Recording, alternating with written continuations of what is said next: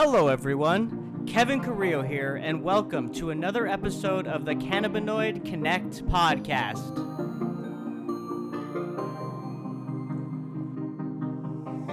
My guest today is Jeffrey Welsh, partner at Vicente Sederberg and co-founder at Composite Agency.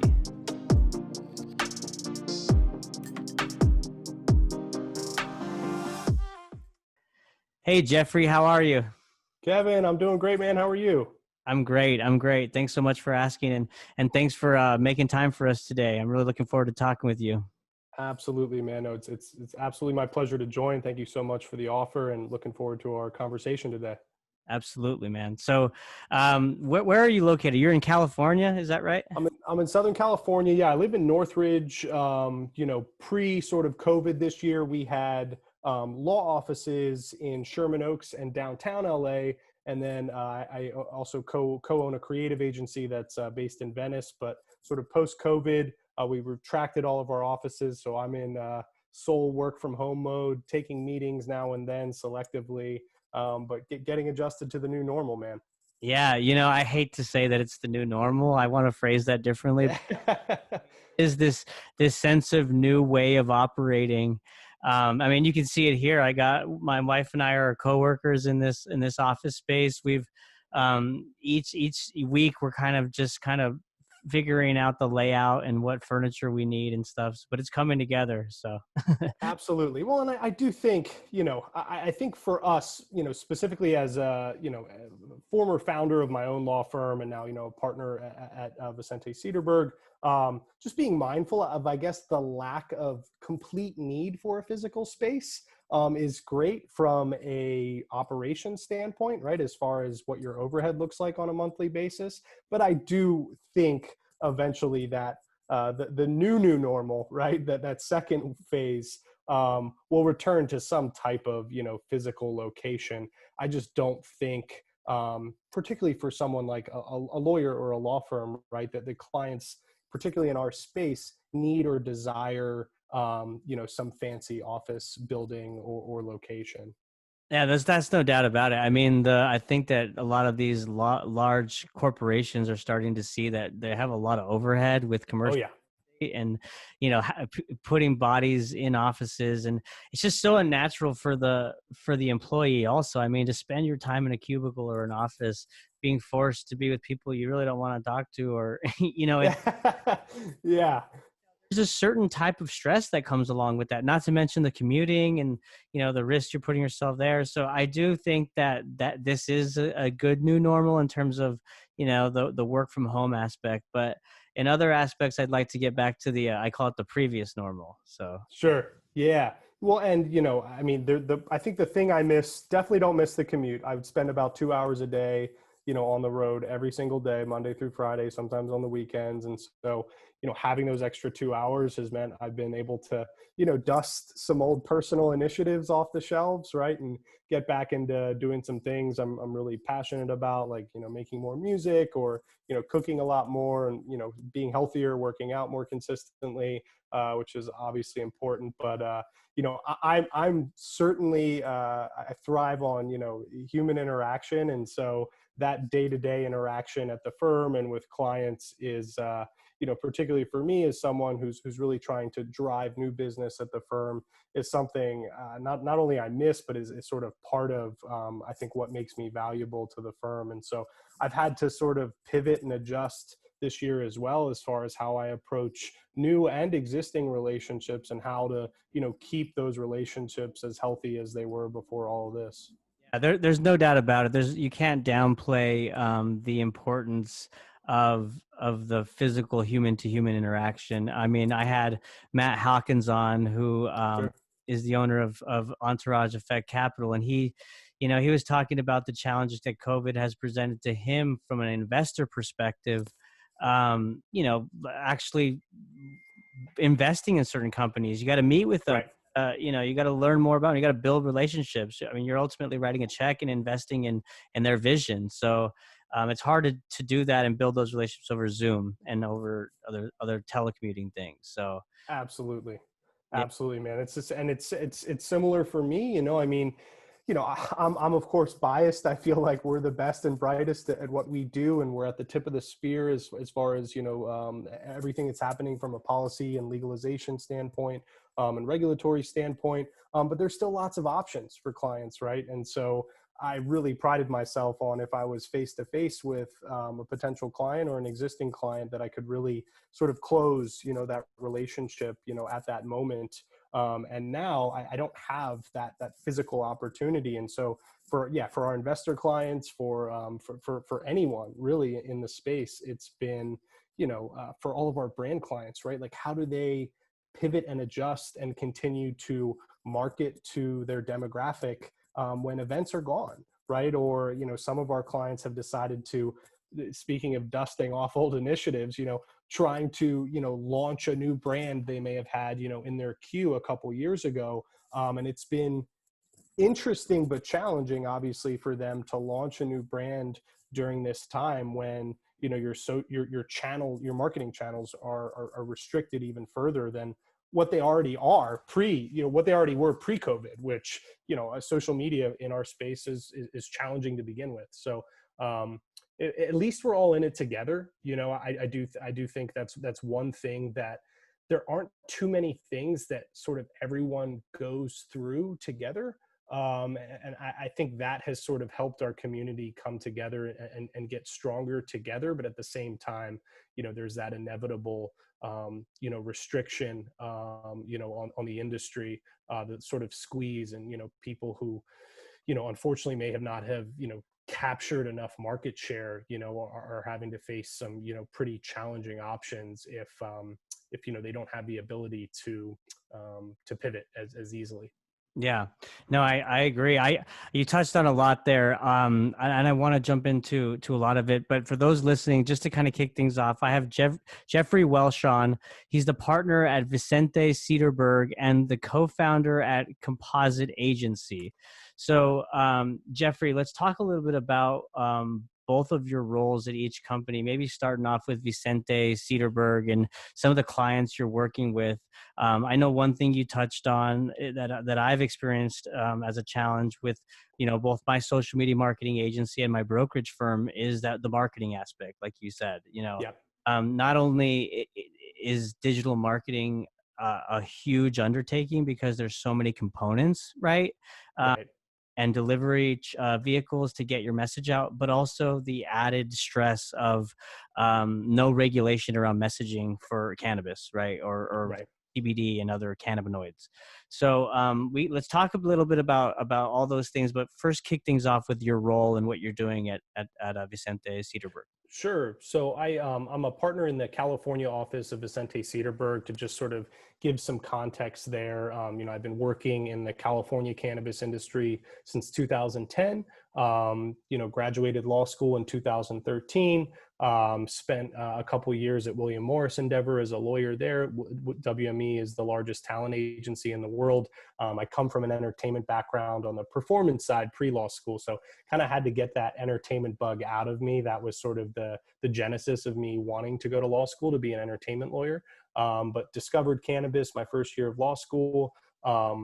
Spent 2 years at WME, decided to start my own law firm in 2015 called Frontera.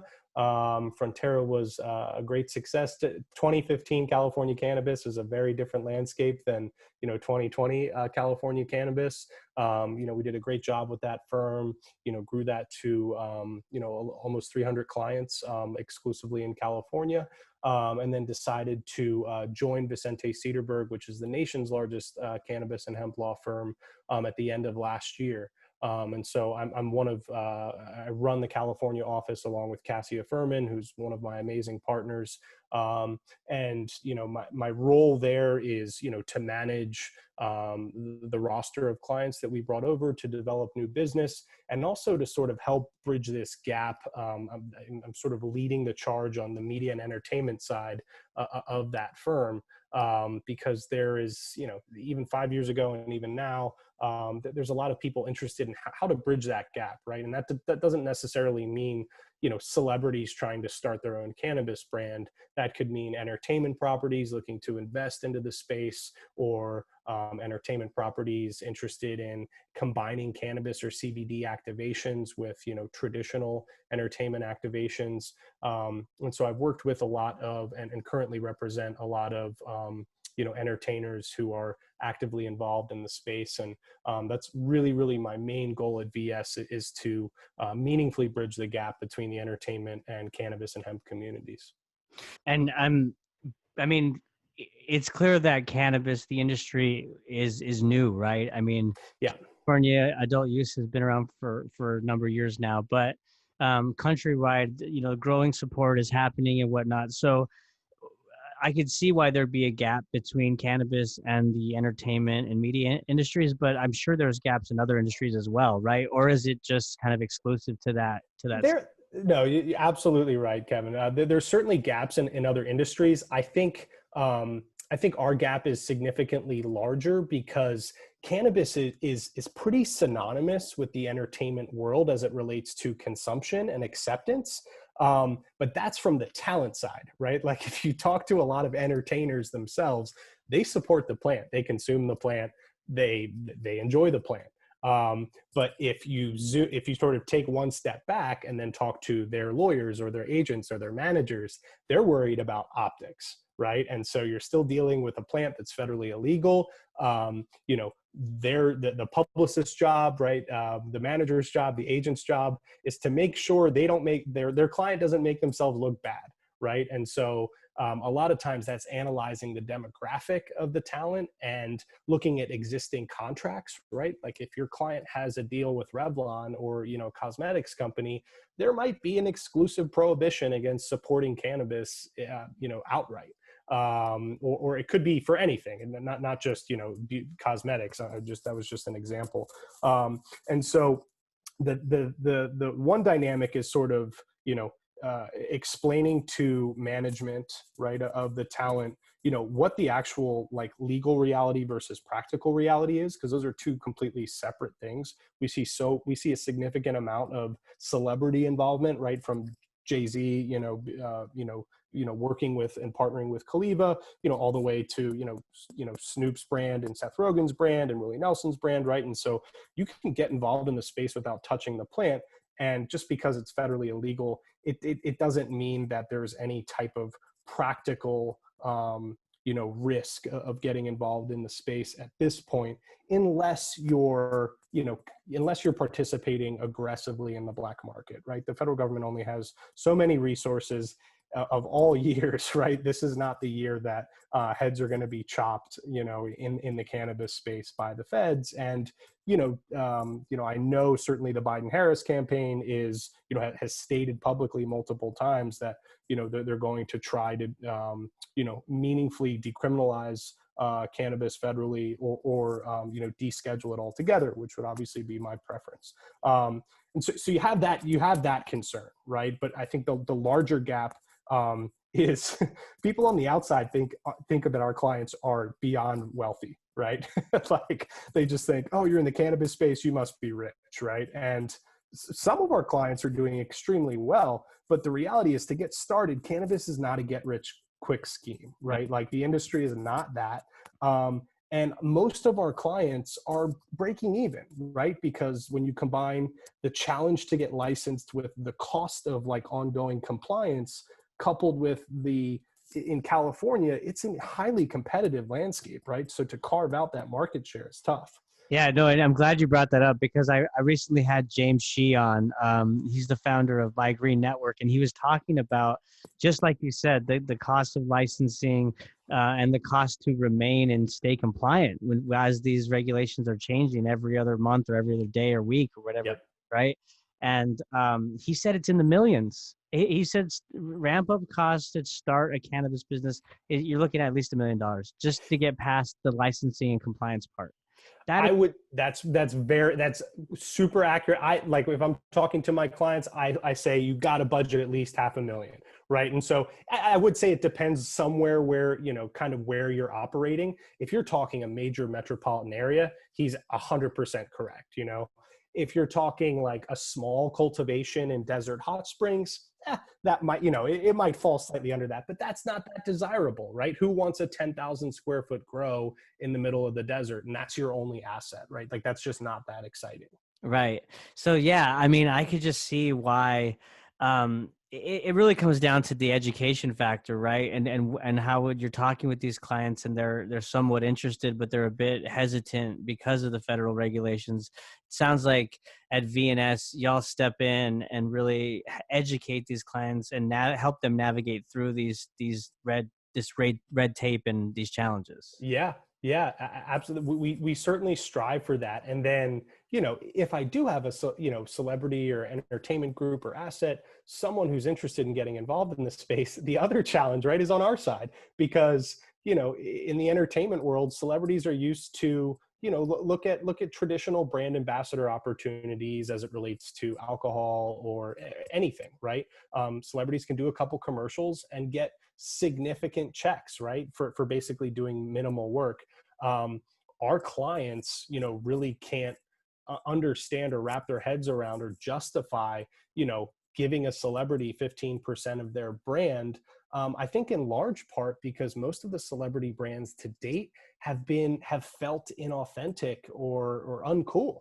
I mean, there's tons of brands out there right now that cannabis consumers are pretty savvy, man. They're not going to pay a luxury tax for a product just because it has a celebrity's face on it, particularly if that product is filled with mids, right? Like if it's not good product, there's no way they're paying 60 to 80 an ounce or an eighth for that stuff. So that's an interesting point you make, and I'm just curious. I'm thinking to myself, is the cannabis consumer different in that aspect than other regular consumers who just consume commercials and see celebrities involved with certain brands and doing sponsorships and whatnot? Because I've been an avid smoker for many years, and I am very critical when it comes to commercials that I see, and if Sure. it looks too, like it's overdone or they're really trying to milk it or they're politicizing some agenda, by putting it in. So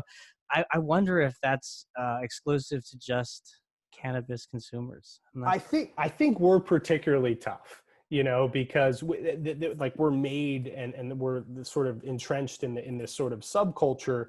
But I think where a lot of celebrity brands have missed to date is their products don't match their demo, right? Like they don't match their demographic. If I was participating in starting a celebrity brand right now, I probably wouldn't go for just like jarred flower, right? I would figure out, because then you're just tapping into appealing to traditional cannabis consumers who probably already have their favorite strain, their favorite brand, right? So I would say get a little more creative, find a product that's, a different type of consumable or a topical or something that's a little different. And you can have that standard product offering as a baseline. But, to me, consumables are, consumable, in the beverage space, kind of like the way of the future. And so I'd like to see more creativity out of these celebrity brands because, otherwise you're competing with, some of our clients, have hundreds of thousands of square feet under canopy, under licensure and have been doing this for decades, way before it was legal to do. And so they have it so dialed in, they can't keep their products on the shelves, right? As soon as it's ready to be distributed, it's gone. Right. And so those clients have zero incentive to work with a celebrity. It's sort of like, no, you come to us, that's kind of their thesis, right? Like we're the cool guys in the room now, right? Like you come to us. Right. No, I totally agree. It's like it just comes down to quality, right? I mean, Totally. and knowing what you're doing. So like you said, those legacy companies that have it dialed in, they're producing a great product that people are familiar with and consume on a daily or weekly basis. It's like you've got that, but I almost think that if you have worldwide superstar celebrity presence, like say a Drake, Right. or a Lady Gaga or something like that, where internationally they're known, they may be able to of course they'd have to have the same quality, they'd have to source the same the same product Sure. from the right places, but they may stand a chance. But these regular low level celebrities and whatnot, or just the everyday celebrity, it's tough to break in because the plant sells itself basically, right?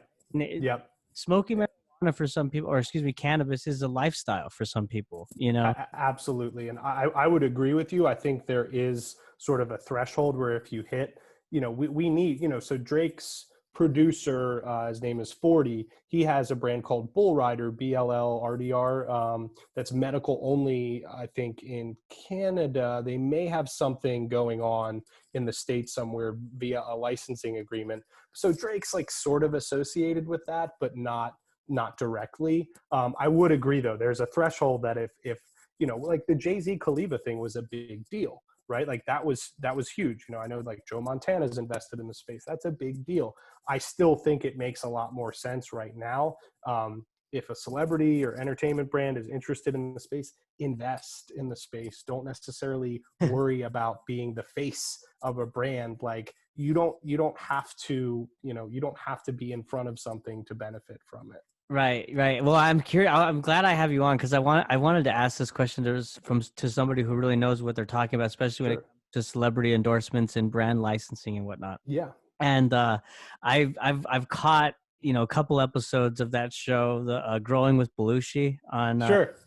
Yeah, I haven't seen the latest episodes, but I remember the one where he basically approached Dan Aykroyd to buy the rights for Blues Brothers to brand his cannabis with that. And I'm just curious to see what you think about that, and like, how will that play out, you think, in the market?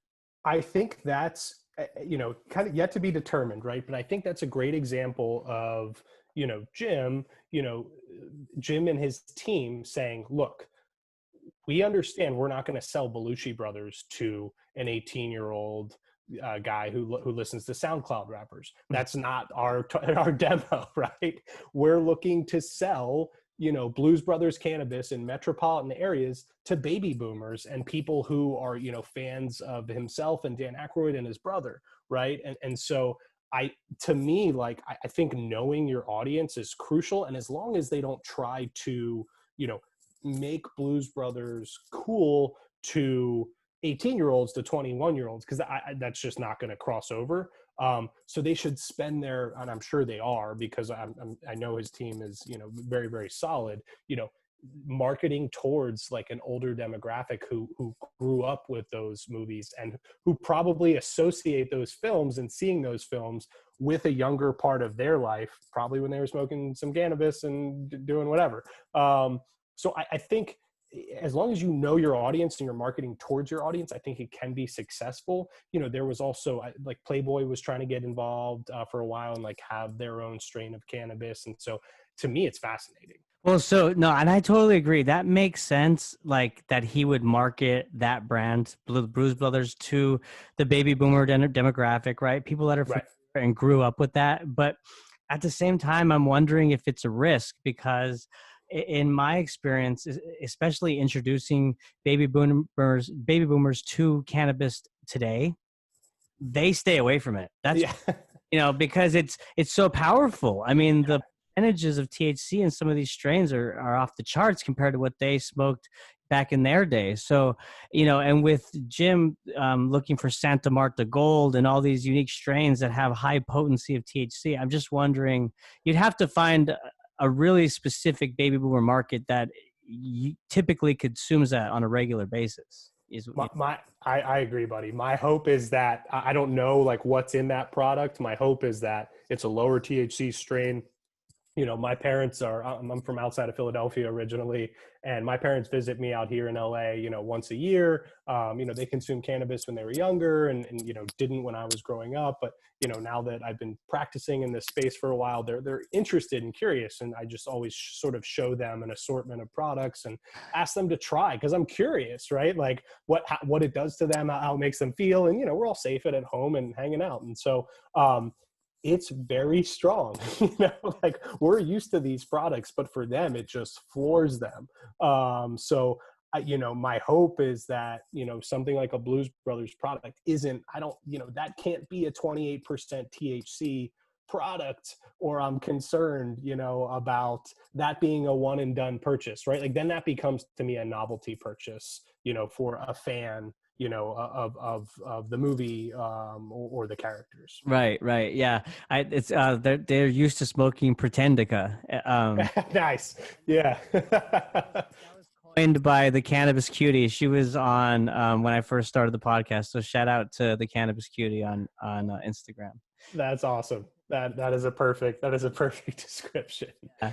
So hey, let's shift gears a little bit and talk Sure. about what we touched on a little bit at the beginning of the podcast, and that is the challenges when it comes to marketing and branding in cannabis, in the cannabis industry today. And again, a large part of this struggle is that we're waiting on the FDA to release their guidelines in regards to sales and marketing and messaging and claims around the cannabinoids.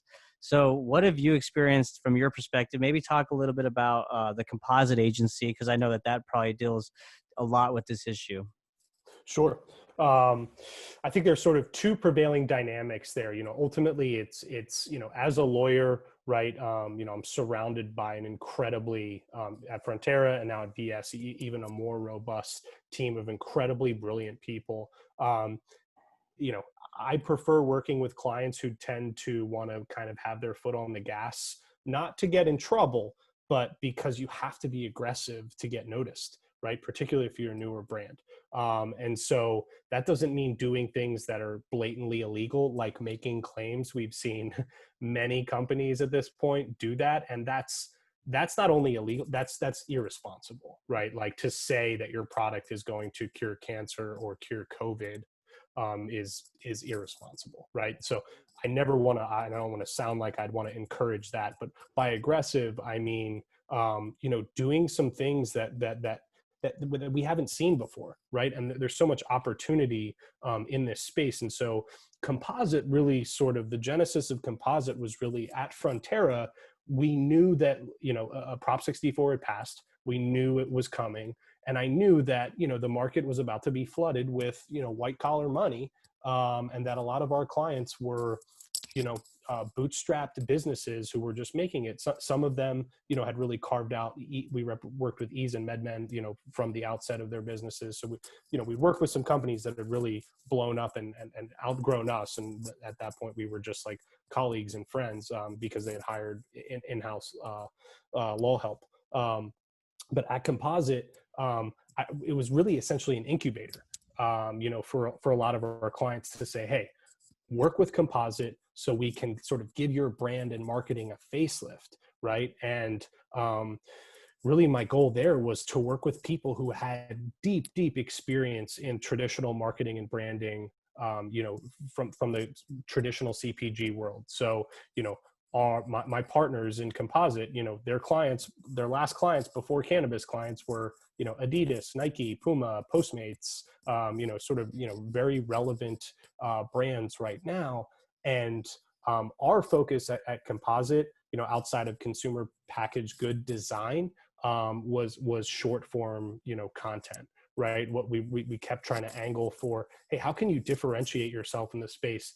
There's nothing wrong with, pictures of your, like bud porn, right? Like up close pictures of your plants. But, if I scroll through my Instagram feed today, I'm going to see, 85% of cannabis brands have a picture of their product, or it's like bud porn. And if it is content, I'm going to bet someone just posted a picture of an aerial drone, flying over the plants, right? So let's get a little more creative, right? Like we really sort of prided ourselves on stepping outside the box. I think probably one of the better examples is, did you ever see that show Wilfred on FX? Loved it. Yes, that was a Okay. yes. So Jason Gann, is Wilfred, got the rights from FX to start a cannabis brand.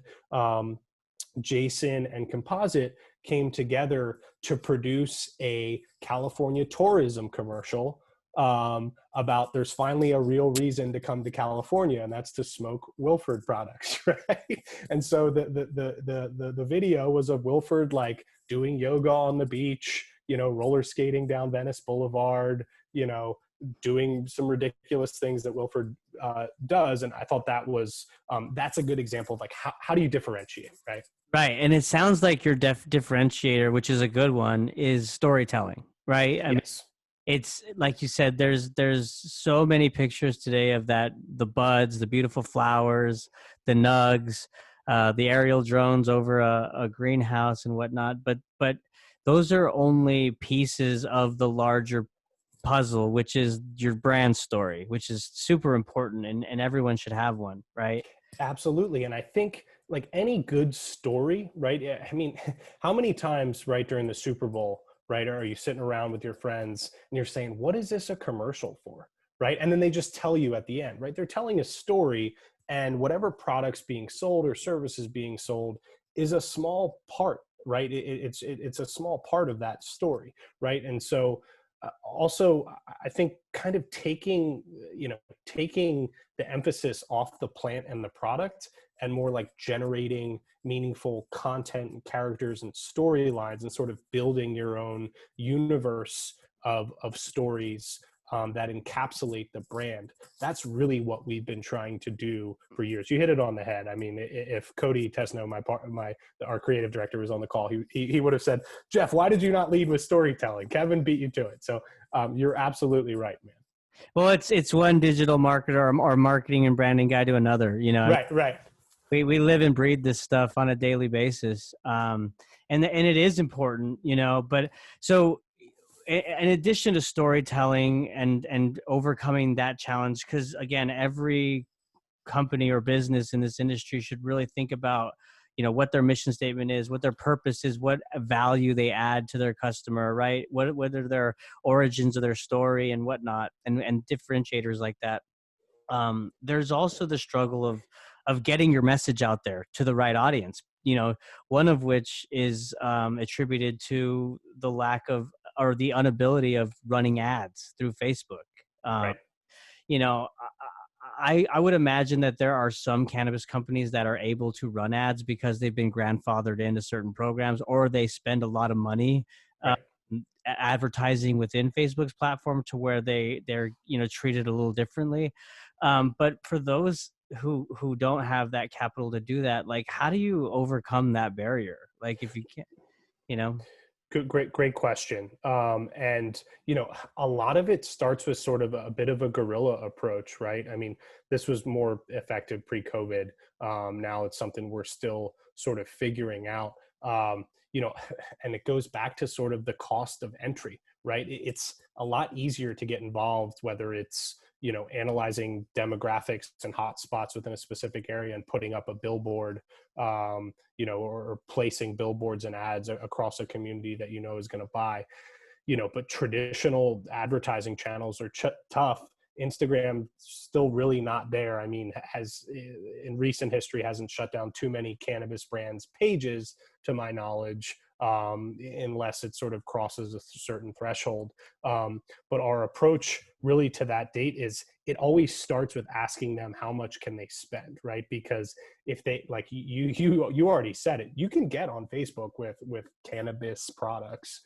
You can get there. I've seen it happen. It just costs a lot of money, right? And the vast majority of our clients in the industry doesn't have that, or isn't willing to spend that to get on a platform that they don't feel is really going to get to their target demo anyway. And so for us, it really started with like sort of more creative guerrilla marketing, for smaller brands with a more finite marketing spend. We would, do the traditional like sticker pass out, certain, you can't give away swag, right, legally. So we would have to sort of figure out ways around that legally.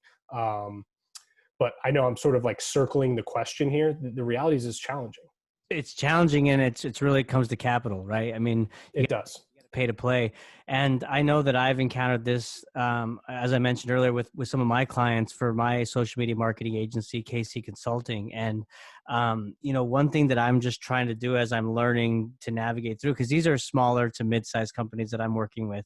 And it's really just kind of trying to get past or beat Facebook's algorithm. There's certain tricks and things that you can do. I know some red flags are if you have cannabis or cannabinoid, like Cannabinoid Connect, if you have that in your title, that's already hurting you, right?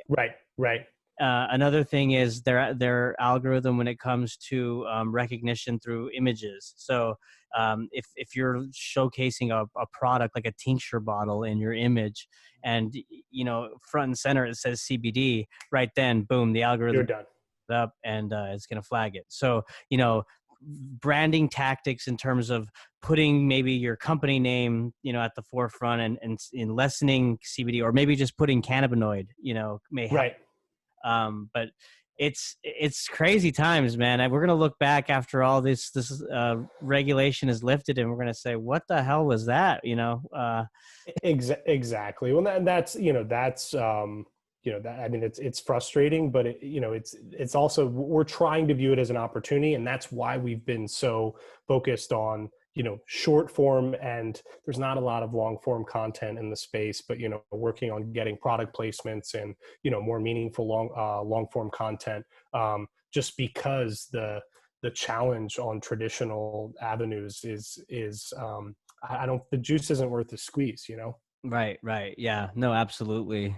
Well, let's change gears a little bit outside of Sure. the marketing space now, and let's talk about California's corporate and regulatory issues specific to cannabis. So I've had multiple guests on now who reside in California. They're business owners, they're lawyers, they're all over the industry, and a lot of them are just unhappy with how California is handling adult use cannabis and the regulations that are in place, the taxation.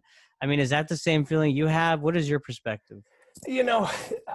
I share frustration, but probably not as much as a lot of other lawyers in the space. I mean, it's not that I'm just mindful of the fact that the state, right, just started an experiment of trying to legalize, a highly regulated industry for the largest state in the union that has more, social, like physical, as far as like landscape diversity than any other state in the country, that has more like, social like diversity and more political diversity than anywhere else. I mean, really, when you look at us as a whole. And so the challenge to effectively craft regulations, like everyone who just says, oh, we should have looked at Oregon's regs or Colorado's regs, but like, we're not, those are mostly, and I don't want to stereotype people from there at all, but that's a relatively fixed demographic generally, right? Like if you're from like Colorado, right, you're more apt to fit into like a central, like sort of demographic overall, as far as,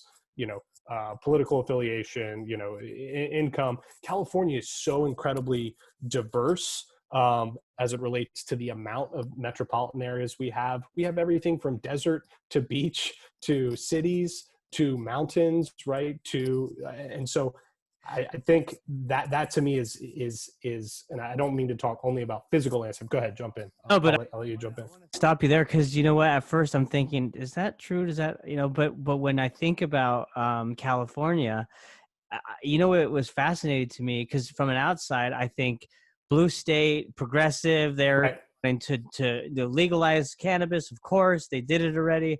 But then I looked and I talked to experts who have been on the podcast, and 66% of counties within California do not allow any type of business operations as it relates to cannabis. So you've got these huge metropolitan cities that are legalized and okay, but then you get outside of that and it seems like it's not as progressive and open. It's a little more conservative. Is that right? I 100% agree, right? And again, I don't mean for any like, Coloradians or Oregonians tuning in, like, I don't mean to generalize you at all. I just mean that if I've lived here for 15 years now, and it is incredibly diverse, right? And there's this weird patchwork of almost, I don't know if it's 280 or I think it's 380 cities, right? Municipalities in the state. And, you had people on here before. The vast majority of those cities have not legalized cannabis. So the state hasn't communicated with the local municipalities as far as like what a best case scenario is and should be, what best practices are. So you have these conservative small municipalities who say, not in my backyard, right? A lot of which are in Los Angeles County. And you also have a dynamic where just an incredibly highly regulated industry is not going to be a perfect system in like 3 years, right? Like, I think going back to alcohol prohibition, I believe it was either a decade or 2 decades before legal alcohol sales exceeded illegal alcohol sales. And with taxes this high in the state, the black market's thriving, right? The nation gets its cannabis from California, not just Californians, right? So that's not going to stop anytime soon. And the state, the Bureau of Cannabis Control said, oh, we're going to make $1 billion in tax revenue our first year. Well, not if 66% of the cities aren't regulating cannabis, right? And not if the taxes are that high that you're incentivizing, mom and pop shops who have been doing this forever. They don't have the 7 figures to get legal, right? And so they have bills, they have mortgages, they have kids too. And so they're going to do what they always continue to do, earn their living, and not pay tax revenue towards the state, right? And so that's going to take a very long time for that to really flip. And I don't blame the regulators for that. That's just what happens when you flip a switch on 40 million people. Right.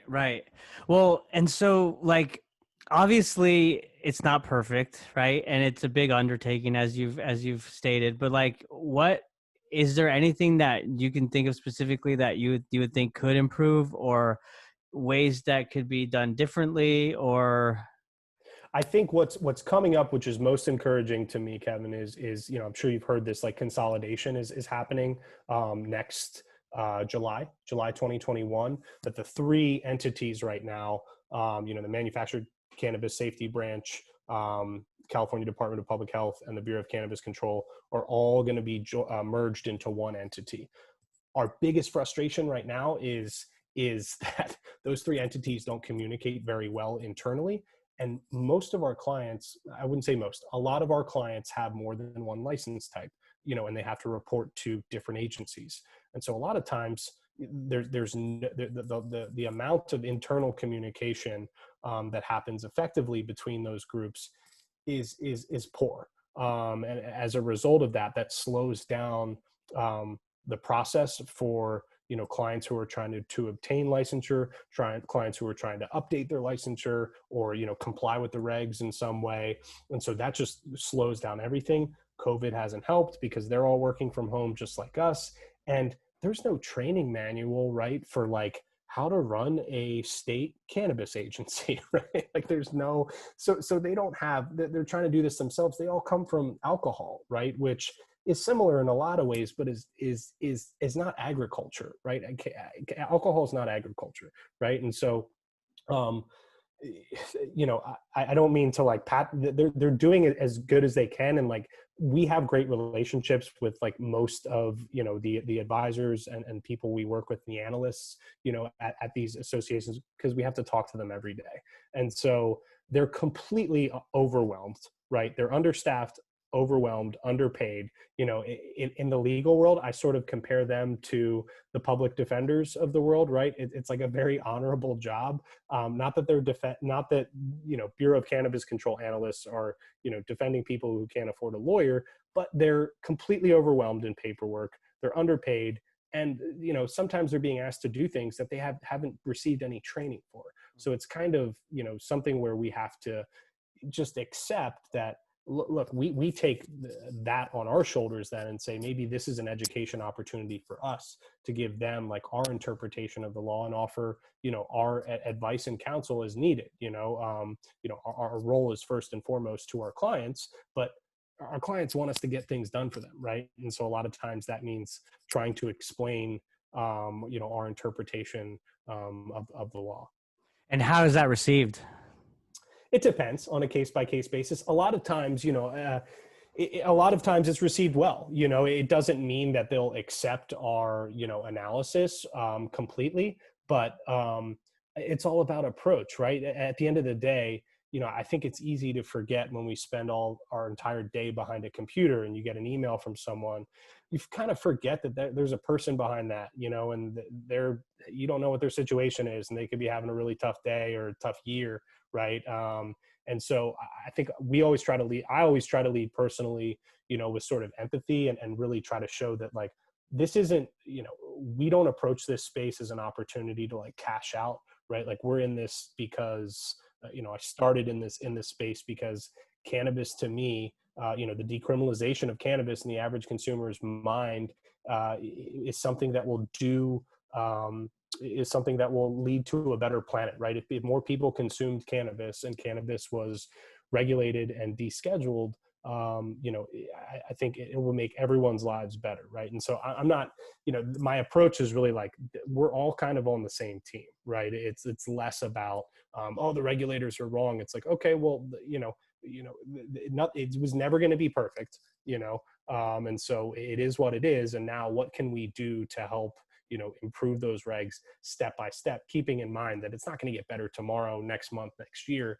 It's going to take years, right? And we just have to embrace that and kind of, trust and enjoy the process, Well, I commend that. I mean, you're a very understanding, innovative. I think that comes with enjoying the plant, my friend, too. Like, if it's not an emergency, it's not that big of a deal. If no one's going to die, it's not that big of a deal. Is kind of how I approach. It's kind of how I approach my life and these things. And honestly, man, a lot of my job is keeping clients calm too. So if I'm not calm, our clients aren't calm. And so I'm problem solving. So I'm problem solving issues that a lot of times have no precedent ever, right? And so if I can't maintain a sense of calm, the clients are going to feel that energy, right? And that's only going to make the situation worse. And the analysts are probably getting screamed at all day, man. So I just try to go easier on them, and I get, we have great relationships with lots of them. Right, and I'm sure they appreciate that too, because you're sure hammered by their other stakeholders and whatnot. So yeah. it's a vicious cycle if everybody's beaten down on them. So absolutely. Yeah. Well, Jeffrey, I mean, before we wrap up, man, we've talked about a lot. You've been very insightful. Is there anything that you want to touch on that we haven't covered, or something that you want to leave the audience with? I'm trying to think right now, man. We pretty much covered kind of everything that I wanted. If you don't mind, man, I would just, like kind of plug my socials, buddy, if you don't mind, at the end here, in case people want to check me out. You can easily find me on Instagram at JD Welsh, WELSH. You'll see a lot of cannabis and a lot of music on there. In my free time, I produce, electronic music and play lots of saxophone. So hopefully in the new normal, Kevin, you have to come to one of my shows in LA, man, and we'll have some fun together. But this has been tremendous, man. You can also find me on LinkedIn, or my email you can find on the website. It's Vicente Sederberg's a bit of a mouthful. That's why I just recommend the Instagram is the easiest place to find me. If anyone listening, has questions, thoughts, feel free to reach out. I'm not a difficult person to get a hold of, and I'm always happy to chat with people who agree or disagree with me. I think that's one of the wonderful things of this space is I certainly don't know everything. No one does. And, I'm here, as part of this community to hopefully make us all better together. I love that mindset, man. I'm with you right there. If you're the smartest guy in the room, you're in the wrong room. That's right. There's always opportunity for education and growth. And so I admire what you're doing, man. And it's been a pleasure to have you on. And what we'll do is at the end of this, when we publish the YouTube video, we'll put the links to your social media at the bottom. Oh, thanks, buddy. That's amazing. Yeah. And I definitely want to check out you play live because as you can see, for those just listening, I have a shelf here with my vinyl. Yeah, that's a big collection. That's a good collection too. Yeah, I mean, it's growing slowly. You should see my dad's. My dad has over like 8,000. So What do you listen to? Like, that's such a tough question. I'm like, I was, exclusively a musician before I went to law school, so I listen to everything. But is there something like a genre you gravitate to recently, or like? yeah, my wife got me into EDM, like Okay, Odessa and like Seven Lions and that kind of yeah. Do you listen to a lot of Rufus to Soul too? yes, Rufus the Salt. I just bought a big, gigantic vinyl that I've been listening to. So, but I like everything. I really don't like metal or like R&B as much, but everything else is fair game to me. Sure. Grew up with 70s classic rock. So, um, yeah, man, that's awesome. You play saxophone, you said? So before I went to law school, so I got my undergrad and master's in saxophone performance. So did my undergrad at a small music conservatory called the Hart School in Connecticut, and then went to USC and got my master's in jazz saxophone. Um, and so like toured and recorded. My goal was to be a studio musician originally when I moved out to LA. So toured and recorded after I graduated. Was first sub with the Los Angeles Philharmonic. Got to do I'm on a couple Family Guy episodes, and so got to do a bunch of really cool things in this space. But the whole reason I went to law school was I kept meeting the managers and lawyers and was like, man, like all of us musicians are struggling and these guys managing us are like clearly crushing it. Like, what am I doing wrong? Like, we're all working the same hours in the day. I'm in the wrong space, man. And so that's why I went to be an entertainment lawyer and then, discovered cannabis. And so I love, grew up on classic rock like you. Spent a ton of time, with classical and jazz music, in my collegiate and post grad years. But realized like after law school, hey, I needed to keep sort of both sides of my brain alive, right? And I didn't have the time to practice with other people anymore. I had time to practice, but I didn't have time to rehearse with a group. And Right. so I picked up, a mixer, and it came together pretty quickly for me just because I've been playing sax since fourth grade. And so I've like deep understanding of music theory and so started putting that together and started doing DJ sets where I would spin, house music and then improvise, on top of tracks. And I've really just been doing that and, putting out mixtapes like, like once every couple months now for a couple years. So I'll shoot you a link after this to my SoundCloud page as well. And you can check out that stuff too. Yeah, I was going to ask you if you had SoundCloud because what we'll do is we'll tweet it out from Cannabinoid Connect. We'll post it on all our social channels also to give you a shout out there. Awesome. I appreciate it, man. I think you guys will enjoy. So we started a friend of mine. I don't know if you know the brand Ember Valley in California. So one of my buddies who's part of Ember Valley, they're, a top 10 flower brand in California. They started a new brand called Far Out Weed, and Far Out is like very psychedelic, sort of trippy. Their brand ambassador is a three-eyed cat named Trip, who like floats in a spaceship. So it's very psychedelic focused brand. And we came together and started a DJ collective called Molly Parton, which is a little play on words there, and a little ode to the drug culture in dance music. And started doing it's like very mashup focused. So our goal was try and like have a mix of songs that you would never consider would all go together. So we have, Rufus with like 2 Chainz with Fleetwood Mac, right? So we're kind of like trying to mash, kind of things you wouldn't normally put together all into one thing. So that's my, man, once it gets to, 7-8 p.m., that's what I do, man. I go into my music studio and get out that side of my brain. So I'll definitely send you some music. But also, if you and your wife have you seen the Rufus live in Joshua Tree? It's on YouTube. No, we haven't, but I'll definitely check it out. Check it out. It's like an hour-long concert. It's amazing. I Yeah. think they recorded it this year. You had my curiosity at first, but now you had my attention when you talked about that mashup with Fleetwood Mac. Yes, sir.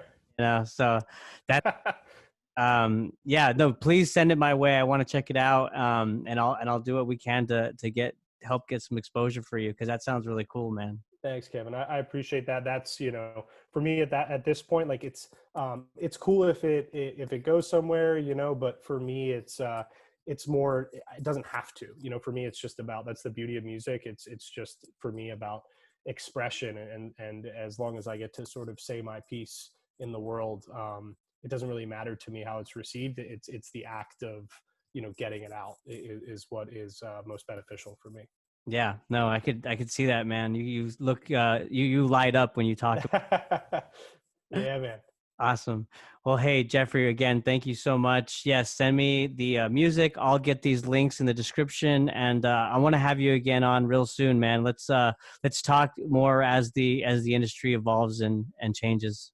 Anytime, buddy. It was my distinct pleasure, and thank you so much for your time and the opportunity, and appreciate it, man. And I'm here for you anytime you need me. Thank you, and thank you all for listening, guys. Bye. Thanks, guys.